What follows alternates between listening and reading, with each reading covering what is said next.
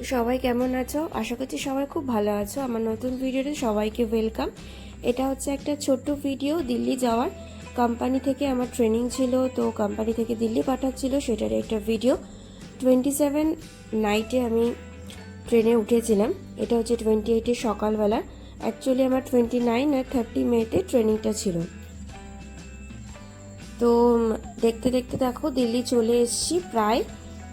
এটা হচ্ছে তখন দুপুর হয়ে গেছিলো এবং ওল্ড দিল্লিতে ঢুকেছিল প্রায় 11:30 বাজে। তখন একটু ট্রেনটা লেট ছিল বলে আমি, তো যেহেতু 11:30 বেজে গেছিলো, মেট্রো বন্ধ হয়ে গেছিলো, তাই ডিরেক্ট ক্যাব করে চলে এসেছিলাম হোটেলে। হোটেলটা ছিল গুরগাঁওতে। তো তারপর আর কোনো ভিডিও নেওয়া হয়নি। তো তাড়াতাড়ি খেয়ে দিয়ে শুয়ে পড়েছিলাম। সকালবেলা ট্রেনিংয়ের জন্য রেডি হয়ে নিয়েছিলাম। একটু ফটোশ্যুট করে চলে এসেছি আমি এয়ারপোর্টে। তো ট্রেনিংটা অ্যাকচুয়ালি ছিল আমার এয়ারপোর্টে T3 টার্মিনাল 3-তে।